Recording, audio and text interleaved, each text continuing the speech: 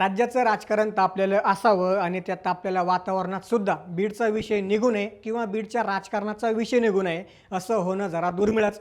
सध्या राज्याच्या राजकारणात मोठमोठ्या घडामोडी घडत आहेत, पण बीडसुद्धा त्यात कमी नाही आहे. काही दिवसांपूर्वी राष्ट्रवादी काँग्रेसचा वर्धापन दिन पार पडला. या वर्धापन दिनात माजी मंत्री आणि आमदार धनंजय मुंडेंनी जोरदार भाषण ठोकलं.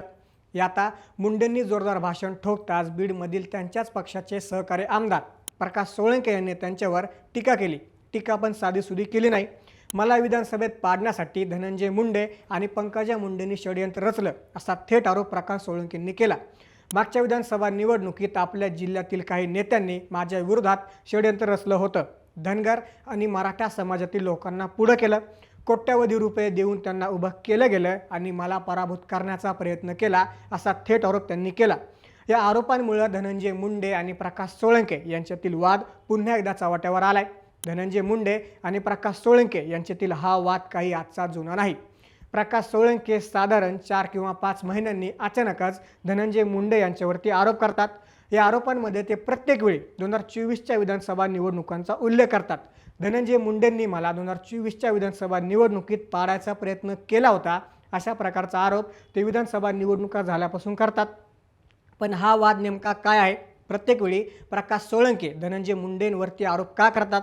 प्रकाश सोळंके आणि मुंडे वादाचा नेमका इतिहास काय आहे? जाणून घेऊया या व्हिडिओच्या माध्यमातून. नमस्कार, मी महेश आणि तुम्ही पाहताय थोडक्यात. बीडमध्ये राजकारण पुन्हा एकदा पेटलंय. याचं कारण आहे माजलगावचे राष्ट्रवादी अजित पवार गटाचे आमदार प्रकाश सोळंके यांनी थेट परळीच्या बहीण भावावर म्हणजेच आमदार धनंजय मुंडे आणि मंत्री पंकजा मुंडे यांच्यावर गंभीर आणि खळबळजनक आरोप केलेत. माजलगाव येथे पुण्यश्लोक अहिल्यादेवी होळकर यांच्या जयंतीनिमित्त आयोजित कार्यक्रमात बोलताना प्रकाश सोळंकेंनी दोघांचं नाव न घेता त्यांच्यावर जोरदार टीका केली.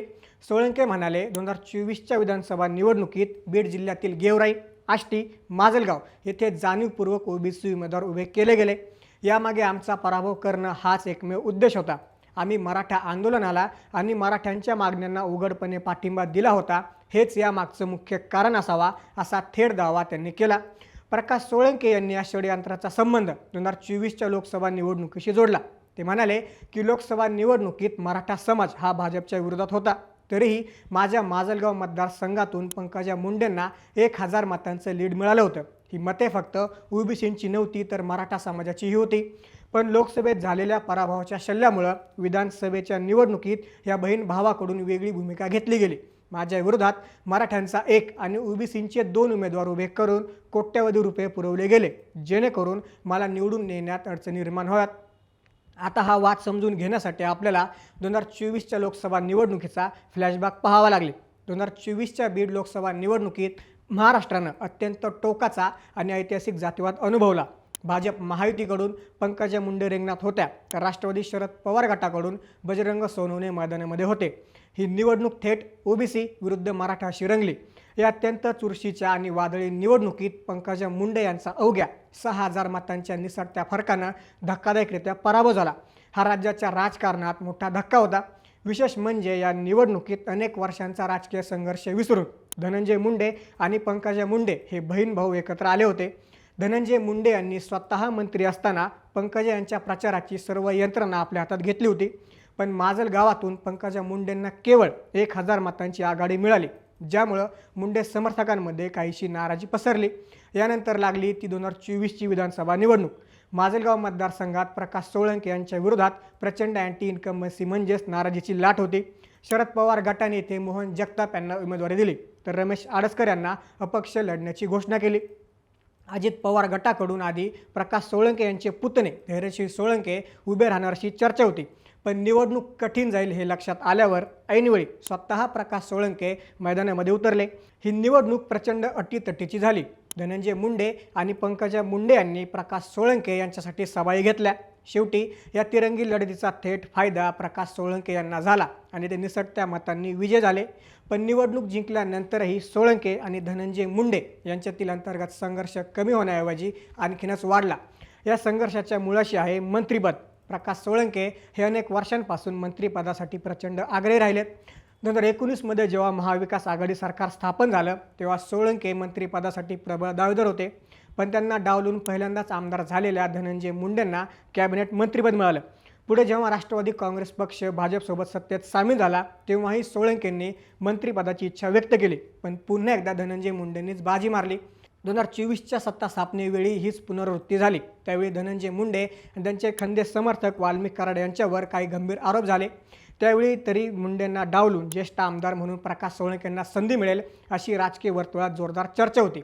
परंतु आरोप होऊनही पुन्हा एकदा धनंजय मुंडे यांच्याच गळ्यात मंत्रिपदाची माळ पडली. सलग तिसऱ्यांदा मुंडेंमुळे सोळंकेंना मंत्रिपद नाकारण्यात आलं. त्यांना पक्षाकडून किंवा महामंडळावर पद देण्याचं आश्वासन दिलं गेलं, पण त्यांच्या हाती काहीच आलं नाही. यानंतर बीडच्या राजकारणात मोठमोठ्या घडामोडी घडल्या. धनंजय मुंडेंचे सहकारी वाल्मिक कराड यांना अटक झाली, ज्यानंतर धनंजय मुंडेंविरोधात जिल्ह्यात मोठी आंदोलनं झाली. या आंदोलनांमध्ये स्वतः प्रकाश सोळंके पडद्यामागून सक्रिय होते. हा संघर्ष इथेच थांबला नाही.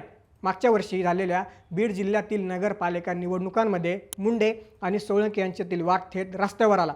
माजलगाव तालुक्यात माजलगाव आणि धारूर या दोन महत्त्वाच्या नगरपालिका आहेत. या निवडणुकांदरम्यान प्रकाश सोळंकेंनी जाहीर आरोप केला होता की धनंजय मुंडे माझ्या विरोधातील उमेदवारांना रसद पुरवत आहेत, त्यांना मदत करत आहेत.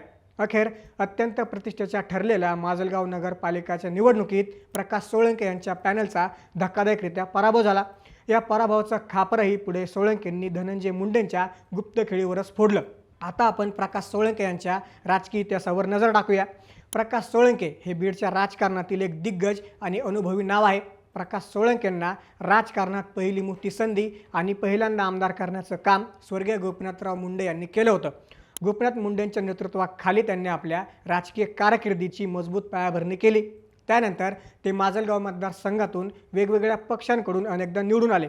माजलगाव मतदारसंघाचं एक वैशिष्ट्य राहिलं आहे की इथे कायमच तिरंगी किंवा बहुरंगी लढती होतात आणि त्या साक्षी आहे. विरोधी मतांचं विभाजन झाल्यामुळं या तिरंगी लढतीचा सर्वाधिक फायदा नेहमी आमदार प्रकाश सोळंके यांनाच मिळाला आहे.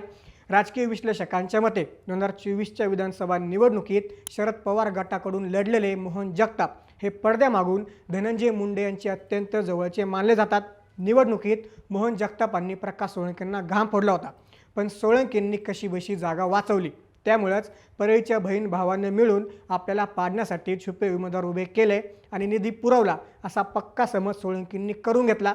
मंत्रिपद हुकल्याची सल, स्थानिक स्वराज्य संस्थांमधील पराभव आणि मतदारसंघात झालेली कोंडी यातून प्रकाश सोळंके दर 4 ते 5 महिन्यांनी धनंजय मुंडेंवरती निशाणा साधत असतात असं राजकीय जाणकार सांगतात. आता प्रकाश सोळंकेंच्या या ताज्या आणि थेट आरोपांनंतर धनंजय मुंडे किंवा मंत्री पंकजा मुंडे काय उत्तर देतात आणि बीडचं हे राजकीय नाट्य कोणतं नवीन वळण घेतं हे पाहणं महत्त्वाचं ठरणार आहे. या संपूर्ण वादावर आणि प्रकाश सोळंकेंच्या आरोपांवर तुम्हाला काय वाटतं? आम्हाला कमेंट्समध्ये नक्की सांगा. नशाच राजकीय घडामोडी जाणून घेण्यासाठी थोडक्यातलं नक्की फॉलो आणि सबस्क्राईब करा.